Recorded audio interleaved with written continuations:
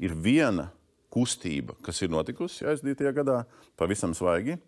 Tas ir amatu savienošanas jautājums, kas daļai no amatpersonām, augstākajām amatpersonām pārsvarā resoros ierēģņiem augstākajiem dod iespēju pelnīt līdzās algai vēl papildus ieņēmumus lielākoties padomēs dažādās valsts kapitāla sabiedrībās.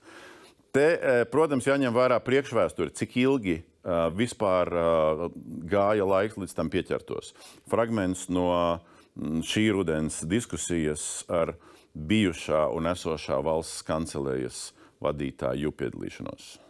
Jaunā koalīcija, kā atnāca, viņi teica, ka viņi neatļaus vairs savienot amatus un sākās šī diskusija. Jaunā koalīcija, kura jaunā? Kura jaunā? Precizējam, kura jaunā? Eriks Siliņas valdības koalīcija. Tad, kad es virzīju atlīdzības likumus, vēl tagad atceros, stāvu ministru priekšā, ministru kabinetā 21. gadā, un visi ministri man saka, tad, kad šis likums stāsies spēkā, mēs uzreiz rīkosimies, nekādas amata savienošanas. Ir pagājuši 2 gadi, kopš likums ir stājies spēkā, un neviens šo solījumu nav pildījis. Valsts kontrole šo situāciju bija nokritizējusi jau pirms pāris gadiem.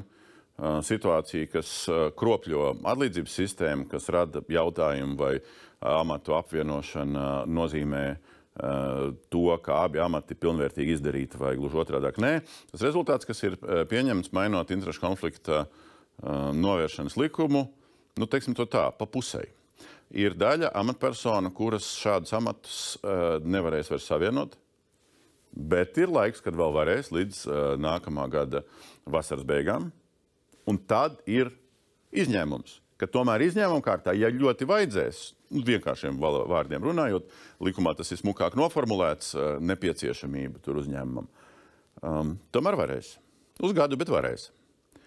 Un visbeidzot, visi ir vienlīdzīgi, daži ir vienlīdzīgāki. Kapitāla sabiedrībā šī apvienošana ir liekta ar izņēmumiem. Tie, kas bija ostu valdēs, paliek ostu valdēs, uz viņiem nekādi ierobežojumi vēl aizvien nav attiecināti.